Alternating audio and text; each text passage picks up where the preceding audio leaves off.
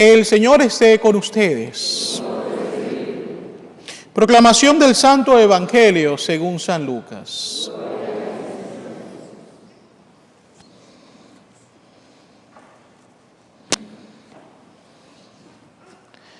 En aquel tiempo se acercaron a Jesús algunos saduceos.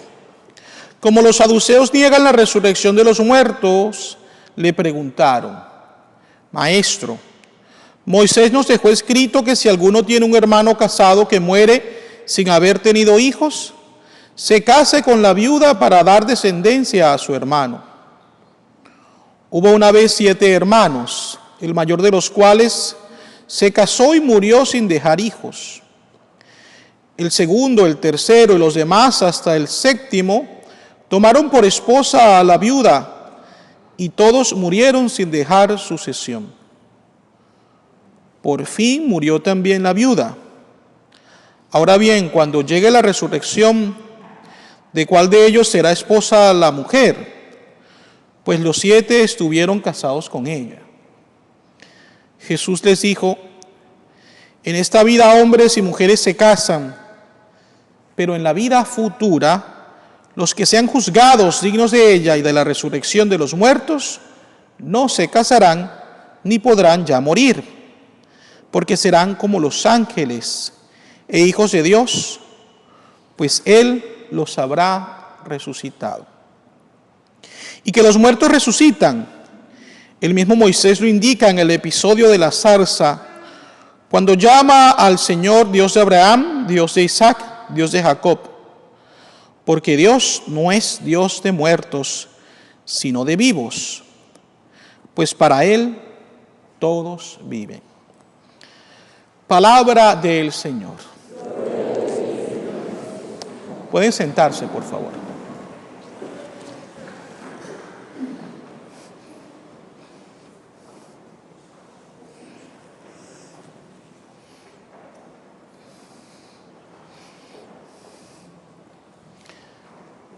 Estamos llegando al final de este año litúrgico, ciclo C. Y comúnmente en estas últimas semanas, la liturgia nos invita a meditar sobre lo que es considerado el final de la vida humana, con la muerte. Pero también nos invita a ir un poco más allá y a meditar lo que es la escatología, es decir, lo que viene después de la muerte, porque para el cristiano la muerte no es el final, es el comienzo de una nueva vida. Podríamos decir el comienzo de la vida verdadera. Eso nos lo enseña pues nuestra fe. Y hoy, en la primera lectura tomada del libro de los Macabeos, se nos presenta el ejemplo de 7 jóvenes valientes que junto con su madre son arrestados por el poder del rey. Y este intenta obligar a estos jóvenes a hacer algo que la ley de Moisés prohibía, y era precisamente comer carne de cerdo. No voy a explicar detalladamente el por qué la ley lo prohibía, pero era algo que ellos consideraban que iba en contra de la ley y especialmente de la voluntad, del querer de Dios. Por lo tanto, se abstenían.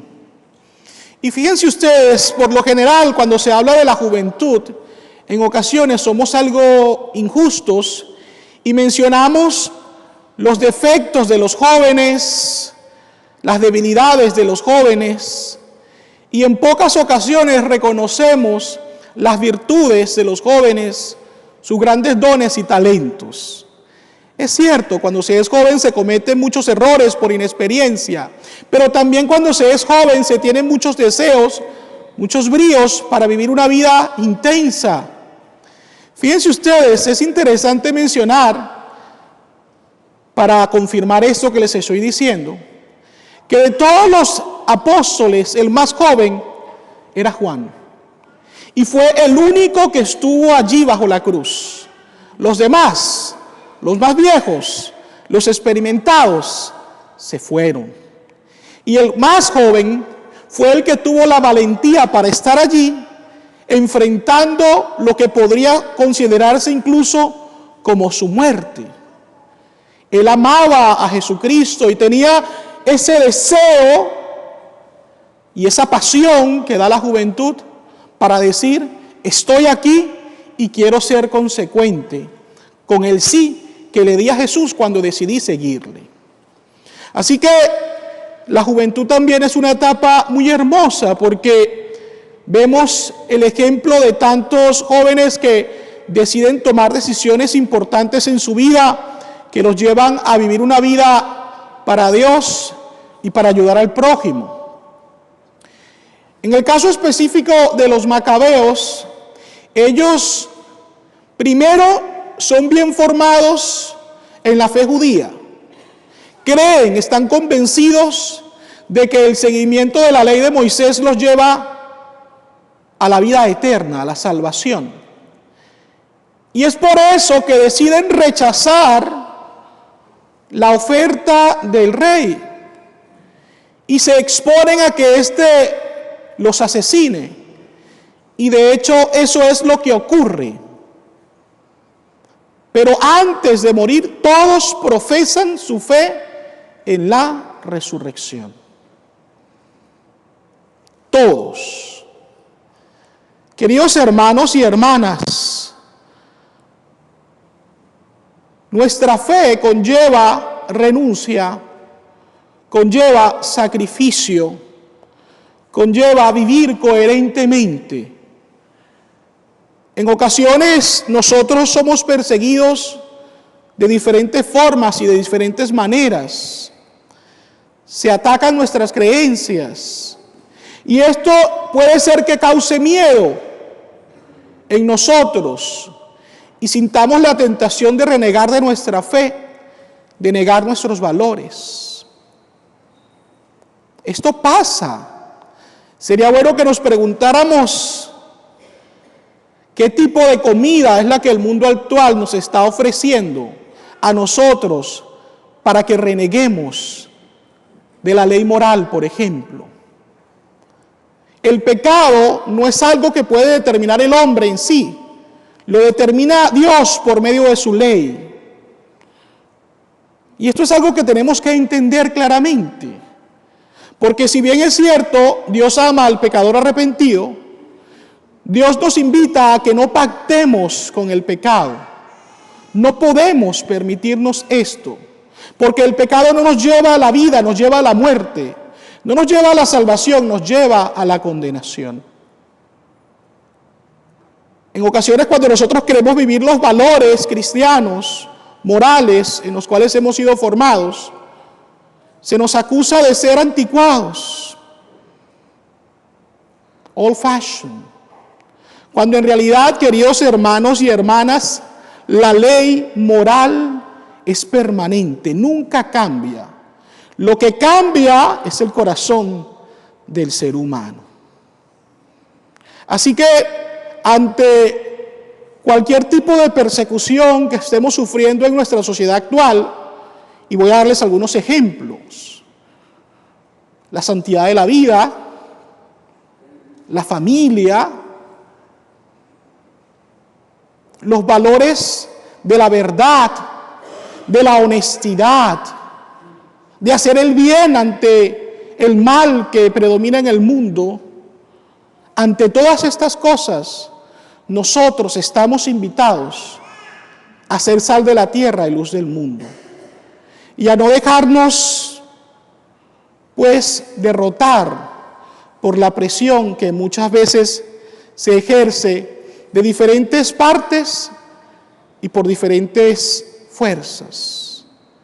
Estamos llamados a recordar que Dios coloca en nuestro corazón el conocimiento de la verdad para que nosotros la sigamos y actuemos según la voluntad de Dios, para de esa manera no solamente vivir una vida feliz acá en la tierra, sino eventualmente lleguemos a alcanzar el cielo.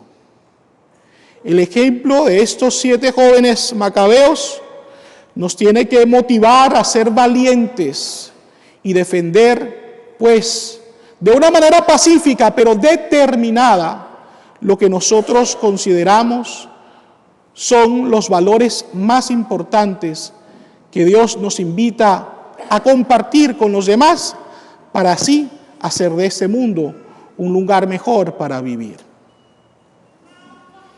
El Evangelio nos presenta también un tema muy ligado a la primera lectura. Fíjense ustedes, los saduceos, que eran un grupo religioso del tiempo de Jesús, también judíos, negaban la resurrección de los muertos. En esto ellos estaban en contraposición con los fariseos, quienes sí admitían la resurrección de los muertos.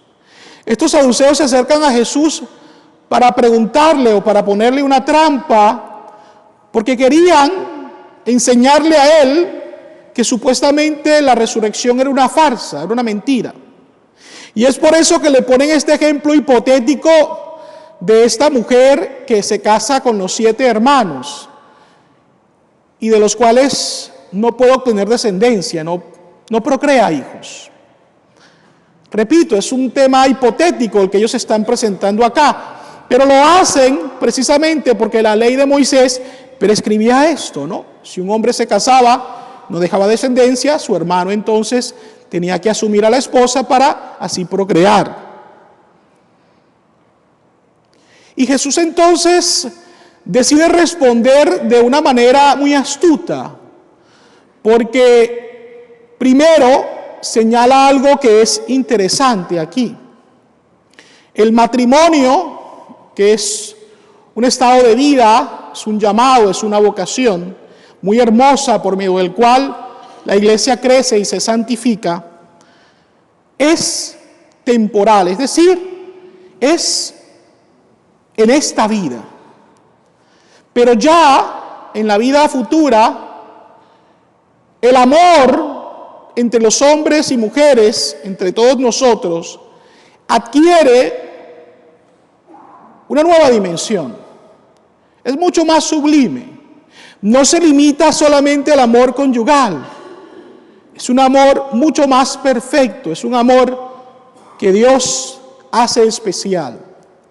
Es por eso que el sacramento del matrimonio es hasta que la suegra los separe, hasta que la muerte los separe. Y no con esto quiero menospreciar o decir, ay, miren ustedes que solamente se casan y ya después de la muerte ya. No, es algo hermoso, es decir, tiene su gran valor. Pero debido a esta circunstancia en la cual vamos a encontrarnos en la eternidad, pues el amor adquiere esta nueva dimensión y, digamos así, pues esto minimiza o elimina la necesidad del amor conyugal como al menos hoy nosotros podemos percibirlo.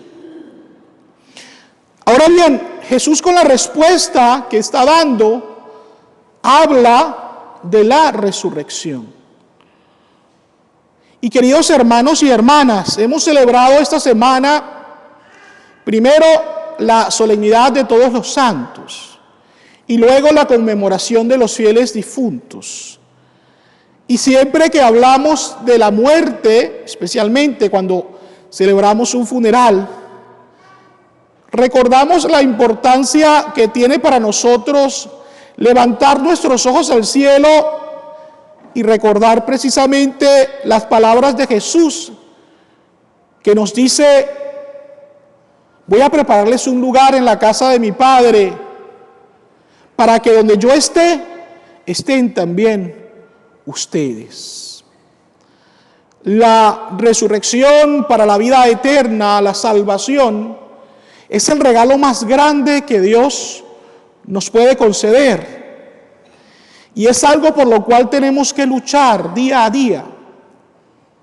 Porque recuérdense que así como el cielo es una verdad de fe, lo es también el infierno. Y nos dice la palabra de Dios que al momento de resucitar, Podemos resucitar para la vida con Dios o para la condenación. Tenemos que recordar que Dios no quiere la muerte del pecador, sino que ese se convierta y viva. Pero es necesario entender también que para que nosotros podamos hacernos dignos de la salvación, tenemos que también desear ser fieles a Dios. Y esto conlleva un poco del sacrificio del cual anteriormente les hablaba. Demos gracias a Dios, pues, queridos hermanos y hermanas, porque nos da esperanza para seguir viviendo.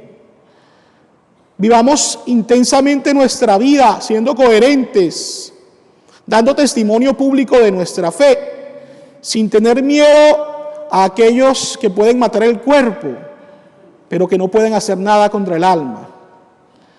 Seamos agradecidos con Dios por el gran amor que nos tiene y de manera especial, cada día de nuestra vida anhelemos la vida eterna, la salvación, porque al final esto será lo que nos dará fuerzas para seguir viviendo cada día con alegría y esperanza. Así sea.